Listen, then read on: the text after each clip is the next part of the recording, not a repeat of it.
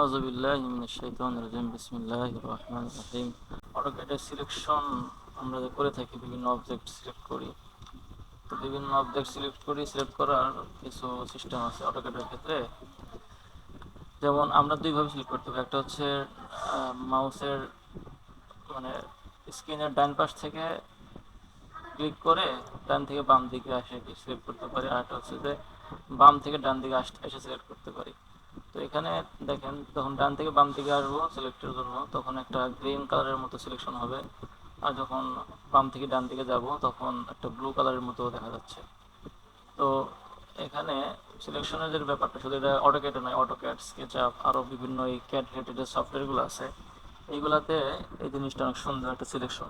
যে যখন আমরা ডান দিক থেকে বাম দিকে যাব সিলেক্ট করার জন্য কোনো অবজেক্টকে, তো যখন আমরা ডান থেকে বাম দিকে যাব, তো এই সময় এই যে সিলেকশন যে বক্স হচ্ছে একটা, এই সিলেকশন যে বক্স, এই বক্সের সাথে যে অবজেক্টটা কোনো ক্রমে টাচ হবে, একটা টাচ হবে, টাচ হলেই সেই অবজেক্টটা সিলেক্ট হয়ে যাবে।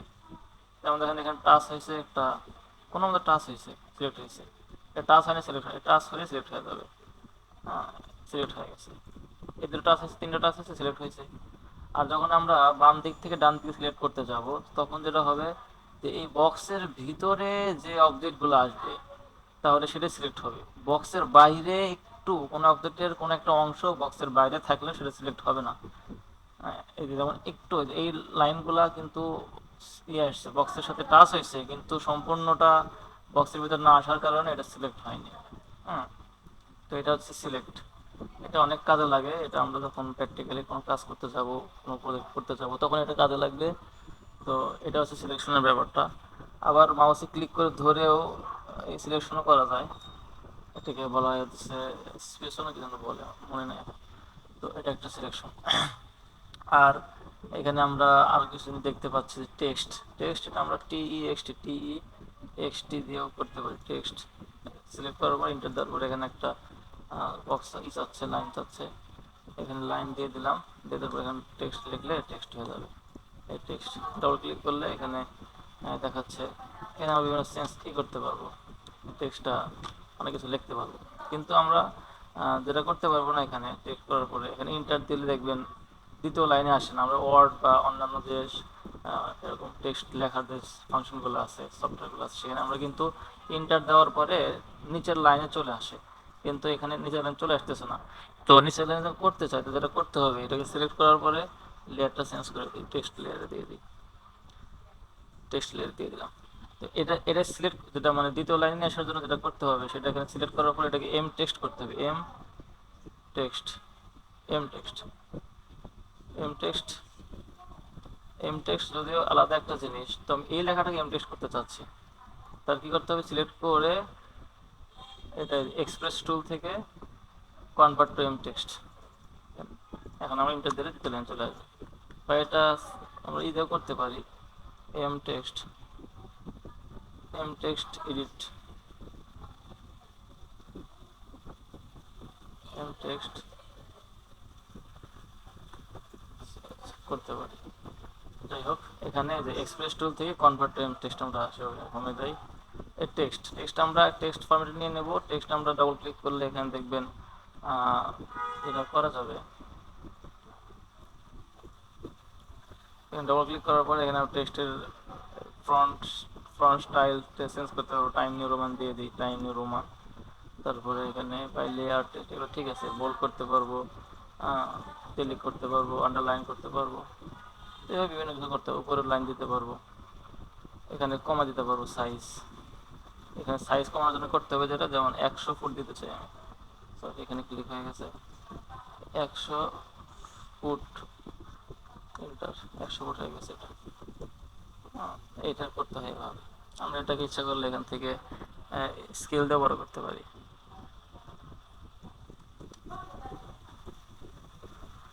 তো টেক্সট ডাইমেনশন হচ্ছে কুইক ডাইমেনশনের জন্য। এটা কুইক ডাইমেনশন পাওয়ার জন্য আমরা ইউজ করতে পারি কুইক ডাইমেনশন। এখান থেকে এই পর্যন্ত ডাইমেনশনটা কত জানার জন্য কুইক ডাইমেনশন।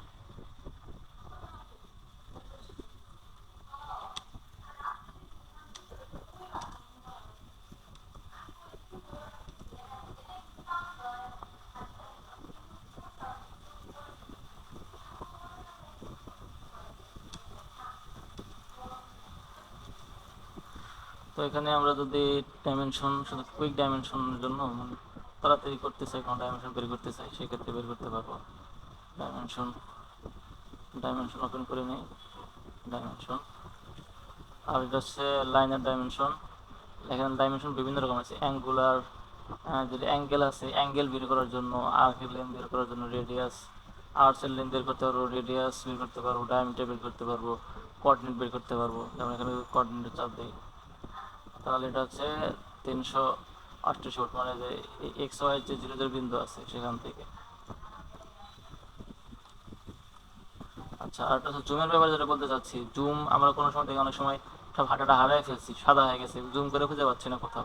তখন যেটা করতে হবে, আমরা মাউসের যে হুইল আছে, মাউসের হুইল ডবল ক্লিক করবো, হুইলের উপরে ডবল ক্লিক করলেই এটা দেখাচ্ছে। যত কিছু আছে এই ক্যাটাগরি, যত কিছু আছে সবগুলো এক ডিসপ্লে দেখাবে। এখানে ডবল ডবল থাকার কারণে দেখা যাচ্ছে না।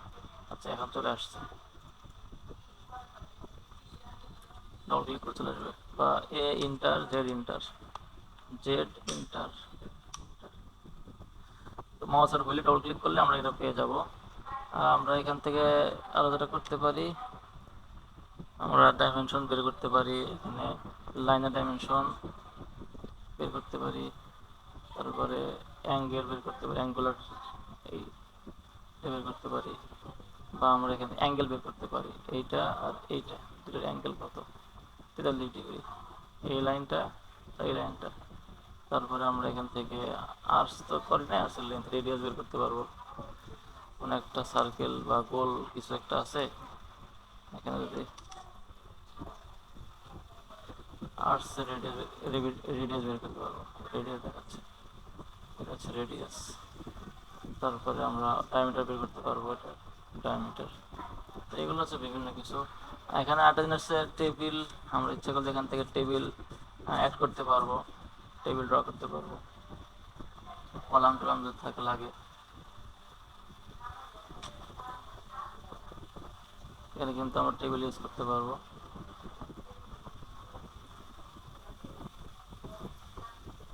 টেবিলে আমরা বিভিন্ন কিছু ইউজ করতে পারবো, টেবিল বিষয়ে পরের ভিডিওতে দেখতে দেখবো ইনশাল্লাহ।